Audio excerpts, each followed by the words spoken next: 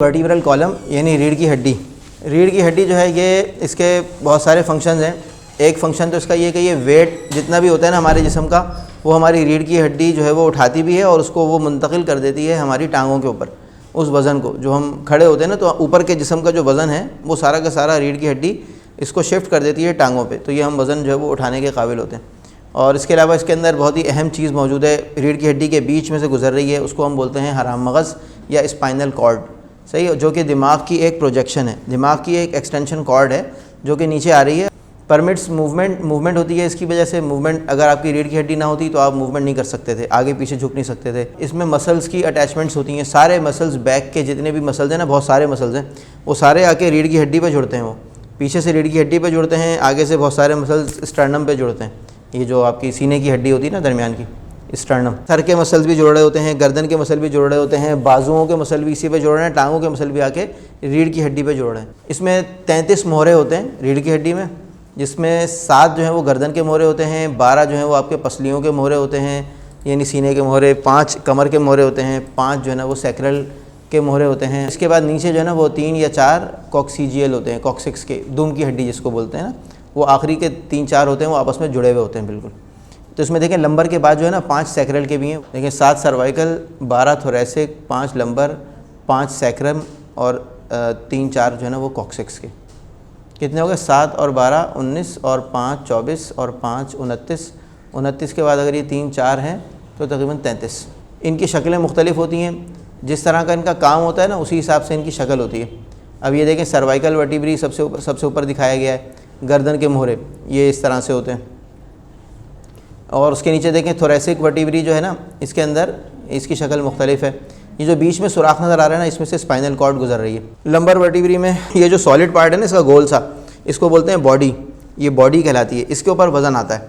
तो ये बॉडी जो है ना, जैसे जैसे नीचे जाते जाते हैं ना तो बॉडी बड़ी होती जाती है, क्योंकि उसने वज़न उठाना होता है। तो सबसे ज़्यादा जो है वो चौड़ी होती है कमर की, और फिर उसके बाद जो है वो सैक्रम, जो उसके नीचे वाले जो मोहरे जो हमारे हिप के अंदर आ जाते हैं, तो ये 5 मोहरे होते हैं और ये आपस में जुड़े हुए होते हैं, ये अलग अलग नहीं होते। बाकी जो है ना ये तीनों, ये सब अलग अलग होते हैं। जैसे सर्वाइकल के 7 हैं, उन सब के बीच में डिस्क है, वो सब अलग अलग मोहरे हैं। फिर थोरेसिक के 12 हैं, उन सब के बीच में डिस्क हैं, और वो उन सब 12 से पसलियाँ निकल रही हैं जो आगे जाके जुड़ रही हैं आपकी सामने सीने की हड्डी के ऊपर। और इसी तरह से उसके नीचे लंबर रीजन है, तो लंबर वर्टिब्री है, तो ये जो है ना कमर के मोहरे हैं और इसके अंदर बॉडी जो है वो चौड़ी है। तो ये इस तरह से इनकी शक्लें जो है ना वो सबकी मुख्तलिफ हैं। एक बीमारी भी होती है जिसमें जो है ना ये जो लंबर के मोहरे हैं ये आपस में जुड़ जाते हैं, उस बीमारी को बोलते हैं एनकाइलोजिंग स्पॉन्डिलाइटिस। एनकाइलोजिंग स्पॉन्डिलाइटिस में मोहरे जो है ना जुड़ जाते हैं आपस में, कमर सीधी हो जाती है हड्डी की तरह, तो आदमी फिर आगे पीछे झुक नहीं सकता, बहुत तकलीफ़ हो जाती है। उसका कोई इलाज नहीं है एलोपैथिक में, लेकिन हिजामा से ये सही हो जाता है अल्हम्दुलिल्लाह। सर्वाइकल में देखें 7 मोहरे हैं, सबसे ऊपर वाला जो मोहरा है उसको C1 बोलते हैं, उसके नीचे C2, फिर C3। C1 जो है ना इसका एक अलग से नाम भी है, इसको एटलस भी बोलते हैं, और ये मतलब ऊपर से जुड़ा हुआ होता है खोपड़ी की हड्डी से। ये सबसे पहला मोहरा है एटलस, और उसके जो नीचे वाला मोहरा है वो है आपका C2, उसका नाम जो है ना वो एक्सिस है। एक्सिस के ऊपर जो है ना आपकी मूवमेंट इस तरह से हो सकती है, साइनोवियल जॉइंट की तरह से, ये यानी साइनोवियल जॉइंट है ये, और ये आपका साइड टू साइड रोटेशन हो सकती है इसके ज़रिए। पहला वाला जो है ना वो ऊपर नीचे वाली मूवमेंट जो होती है ना वो येस नो वाली, वो आपके C1 से होती है। थोरेसिक सीने के मोहरे 12 मोहरे हैं, 12 पसलियाँ होती हैं, 12 मोहरे होते हैं, सही है। और इसी तरह से उसके बाद कमर के 5 होते हैं, और ये लंबर सपोर्ट यानी जहाँ पसलियाँ ख़त्म होती हैं ना वहाँ से लंबर के मोहरे शुरू हो जाते हैं। और वही जगह है किडनी की भी। किडनी जो है ना लंबर के ही मोहरों से जुड़ा हुआ होता है दोनों साइड्स पे, दोनों किडनी तकरीबन 9-9 इंच के, तो वो दोनों साइड्स पे मौजूद होते हैं, इन्हीं लंबर के आपके मोहरों के दोनों साइड्स पे। उसके नीचे सैक्रल है, उसमें 5 मोहरे हैं जो कि आपस में जुड़े हुए हैं, और वो सैक्रम बोन कहलाती है पूरी एक। और उसके नीचे फिर 2-3 या 4 जो है ना जुड़े हुए मोहरे हैं, जिसको कॉक्सीजियल वर्टिब्री या दुम की जो हड्डी कहलाती है वो है। हर 2 मोहरों के बीच में जो डिस्क होती है, जो भी हम पीछे पढ़ के आए हैं, जो एक कार्टिलेजिनस जॉइंट की मिसाल है, जिसके अंदर जो है वो थोड़ी बहुत मूवमेंट हो सकती है, तो वो फाइबर की बनी हुई डिस्क होती है, उसके अंदर जेल भरा हुआ होता है। सबसे ऊपर वाली जो दिखाई गई है यहाँ पर वो नॉर्मल डिस्क है जो बिल्कुल सही है। उसके नीचे वाली देखें आप, वो उसके अंदर जो है ना सुराख से हो रहे हैं, तो ये कहलाती है डिस्क डीजेनरेशन, सही है, डीजेनरेटिव डिस्क है, ये टूट फूट शुरू हो गई है इस डिस्क के अंदर। इससे नीचे आ जाए तो देखें आपको बल्जिंग डिस्क नज़र आ रही है, जिसके अंदर की तरफ को एक उसका पेट सा निकल गया, तो वो बल्ज आउट हो गई है वो डिस्क, और उसकी वजह से क्या होता है कि यहाँ से गुजर रही होती हैं नर्व्स, तो वो नर्व्स दबना शुरू हो जाती हैं, जिसकी वजह से शैटिका वाला दर्द जो है ना, अर्क़ुन निसा वाला दर्द हो जाता है।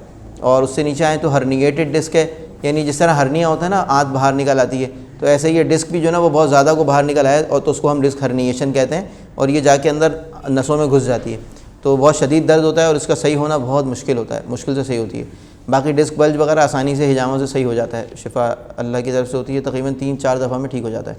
इससे नीचे आ जाएँ तो थिनिंग डिस्क पतली हो रही है।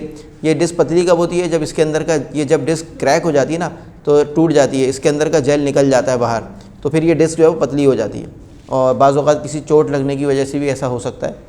और अगर ये बहुत ज़्यादा पतली हो जाए तो फिर इसके जो बीच में से नसें निकल रही हैं ना वो 2 मोहरों के बीच में दब जाती हैं, फिर उसका कोई हल नहीं होता, बहुत शदीद दर्द होता है, और उसका हल सिर्फ सर्जरी होता है कि सर्जरी के ज़रिए से उन मोहरों को दूर किया जाता है, उसको वापस मिलने से रोकने के लिए बीच में एक प्लेट लगाई जाती है और स्क्रू से उसको ऊपर नीचे जो है ना वो रोक दिया जाता है। इसको रिस्टोर करना बहुत मुश्किल होता है। फ्लूइड तो इसमें से जो निकला हुआ होता है ना उसको ही बस सिर्फ सक करके बाहर निकालते हैं, जो अमूमन सर्जरी होती है ना मोहरों की, तो उसके अंदर क्या होता है कि ये जो फ्लूइड अंदर से निकल के बाहर आ जाता है ना, बाज़ औक़ात वो भी नसें दबा रहा होता है, तो एक ट्यूब डाल के सक्शन करके उस फ्लूइड को सक कर लिया जाता है, जेल को, तो नर्व्स पे से प्रेशर हट जाता है। मगर अक्सर ये सर्जरी फ़ेल हो जाती है और उसके रिस्क भी बहुत हैं, फेलियर रेट भी बहुत हाई है इसका, और रिस्क भी बहुत ज़्यादा है कि अगर नर्व डैमेज हो गई तो पैरालिसिस टांगों का हो सकता है, और जबकि हिजामा में इसके मुकाबले में बहुत सेफ़ है, कोई रिस्क नहीं है और अल्हम्दुलिल्लाह अक्सर केसेस में फ़ायदा होता है। और बाकी जो इसके नीचे है वो डिस्क डिजनरेशन भी उसमें हुई है, और साथ में ऑस्टियोफाइट्स भी बने हुए, यानी हड्डी का मोहरे की जो हड्डी है ना उसके अंदर नोकें भी बन गई हैं और उसमें डिस्क भी डिजनरेट हो रही है, टूट फूट रही है, तो ये कॉम्प्लिकेटेड केस होता है। इसके अंदर बहुत देर में मुश्किल से रिज़ल्ट आता है, यानी इसमें आर्थराइटिस भी मौजूद है और इसमें साथ में शैटिका वाले भी अलामात हैं। ये वो डिस्क है, और ये जगह जो येलो कलर की दिखाई है ना, ये नर्व है जो गुजर रही है बीच में से, तो ये नर्व दबने लगती है डिस्क के बल्ज आउट होने की वजह से, और ये नर्व को दबा देती है इस तरह से। ये एक और शक्ल भी इसकी देख लें आप, हर्निएटेड डिस्क, और इसने नर्व को दबाया हुआ है। हिजामा से बहरहाल इसमें फ़ायदा होता है, ब्लड सर्कुलेशन बहाल होती है ना। अच्छा, इसी तरह देखें इन्हीं मोहरों के बीच में से ही जो है ना वो आर्टरीज़ भी जा रही हैं ब्लड की, तो इनके बीच में से नसें भी निकल रही हैं येलो कलर की जो नर्व्स हैं, और आर्टरीज़ भी इसी के बीच बीच में से जा रहे हैं। बड़ी ज़बरदस्त किस्म की जो है ना इंजीनियरिंग है इसमें। और ये जो नर्व्स निकल रही हैं ना, इनके 2 जगह पे गुच्छे बनते हैं, एक गर्दन के मोहरों से जो निकलती हैं उसका गुच्छा बनता है पीछे की तरफ स्कैपुला के ऊपर, उसको बोलते हैं ब्रेकियल प्लेक्सस, और जो कमर से निकल रही है ना कमर के मोहरों से, उसका भी गुच्छा बनता है, उसको बोलते हैं लंबर या लंबोसैक्रल प्लेक्सस। 2 जगह पे नसों के गुच्छे बनते हैं, हर 2 मोहरों के बीच में से नसें निकल रही होती हैं, हर 2 मोहरों के बीच में से।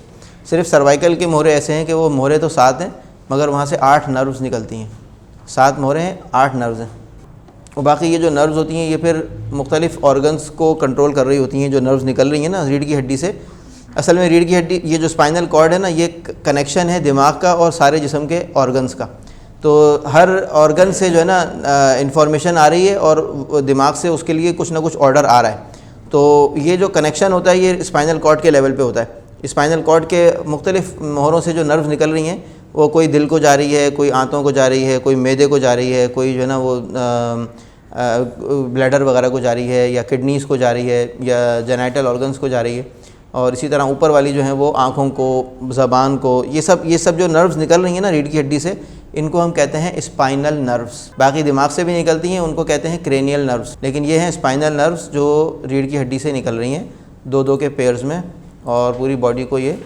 मुख्तलिफ़ ऑर्गन्स को जो है वो फंक्शन को उनके कंट्रोल कर रही हैं।